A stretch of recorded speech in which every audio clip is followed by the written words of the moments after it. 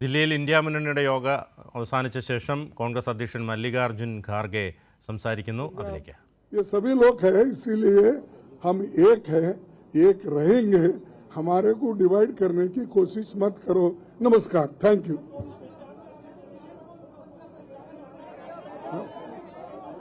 नहीं, thank you. യോഗത്തിന് ശേഷം മല്ലികാർജുൻ ഖാർഗെ സംസാരിക്കുകയായിരുന്നു. എക്സിറ്റ് പോൾ ചർച്ചയിൽ പങ്കെടുക്കും. എക്സിറ്റ് പോൾ ചർച്ചയിലൂടെ BJPയെ തുറന്നു കാട്ടും എന്നാണ് അദ്ദേഹം പറഞ്ഞത്. ചർച്ച ബഹിഷ്കരിച്ചത് പിൻവലിച്ച് കോൺഗ്രസ്. ഇന്ത്യ സഖ്യം 295 സീറ്റുകൾ വരെ നേടുമെന്ന് ഖാർഗെ പറഞ്ഞു. സിബി ഉണ്ട് വിശദാംശങ്ങൾ നൽകാൻ. സിബി, മല്ലികാർജുൻ ഖാർഗെ വലിയ ആത്മവിശ്വാസത്തിൽ തന്നെയാണ് 295 സീറ്റുകൾ ഇന്ത്യ മുന്നണി നേടുമെന്നാണ് അദ്ദേഹം പറഞ്ഞത്. എന്തൊക്കെയാണ് കൂടുതൽ വിവരങ്ങൾ?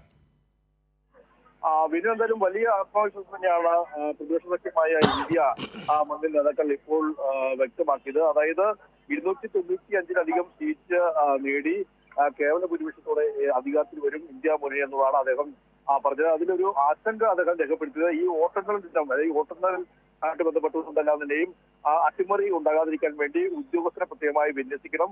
വോട്ടെണ്ണൽ കേന്ദ്രങ്ങളിൽ സുരക്ഷ ശക്തമാക്കണം. അതുകൂടാതെ ഈ വോട്ടെണ്ണൽ പൂർത്തിയാകാതെ ഈ പ്രവർത്തകർ അല്ലെങ്കിൽ വോട്ടെണ്ണൽ കേന്ദ്രത്തിൽ നിന്നും ഈ ഏജന്റുമാർ ഇറങ്ങിപ്പോകരുതെന്നും എല്ലാ നിലയിലും കൃത്യമായ നിർദ്ദേശം ഉൾപ്പെടെ നൽകിയിട്ടുണ്ട്.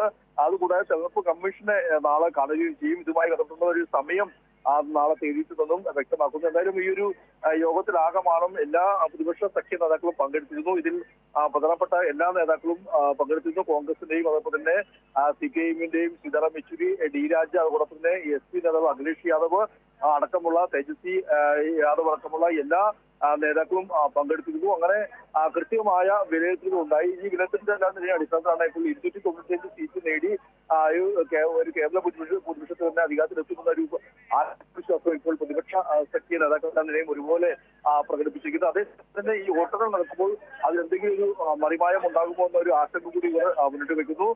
അതോടൊപ്പം തന്നെ മറ്റു പ്രധാനപ്പെട്ട കാര്യം ഇതിപ്പോൾ എക്സിറ്റ് പോൾ എന്ന നിലയും എക്സിറ്റ് പോൾ എന്ന നിലയും ചർച്ചകളിൽ പങ്കെടുക്കുന്ന ആദ്യം കോൺഗ്രസ് നേതാക്കൾക്ക് ഒരു നിർദ്ദേശം നൽകിയിരുന്നു. എന്നാൽ ഇപ്പോൾ ആ നിർദ്ദേശം പിൻവലിച്ചിട്ടുണ്ട്. ഇന്ത്യ സഖ്യത്തിലെ എല്ലാ പാർട്ടികളുടെ നിലയും എക്സിറ്റ് പോൾ ചർച്ചകൾ പങ്കെടുക്കും. പക്ഷേ ഈ എക്സിറ്റ് പോൾ തന്നെ BJP-യും സഖ്യകക്ഷികളും എക്സിറ്റ് പോൾ ഒരു ചർച്ചയാക്കി മാറ്റി ചില ആശയക്കുറിപ്പ് ഉണ്ടാക്കാൻ വേണ്ടി ശ്രമിക്കുമെന്നും ഇപ്പോൾ ഈ സഖ്യകക്ഷി നേതാക്കൾ പറയുന്നു. എന്തായാലും ഈ എക്സിറ്റ് പോളിനെല്ലാം നിലയിൽ കൃത്യമായി പങ്കെടുക്കുമെന്നും ഇവർ വ്യക്തമാക്കുകയാണ്. എന്തായാലും ഇപ്പോൾ ദില്ലിയിൽ ഇന്ത്യ മുന്നണിയുടെ യോഗം അവസാനിച്ചു. കോൺഗ്രസ് അധ്യക്ഷൻ മല്ലികാർജുൻ ഖാർഗെയുടെ വസതിയിലാണ് യോഗം നടന്നത്.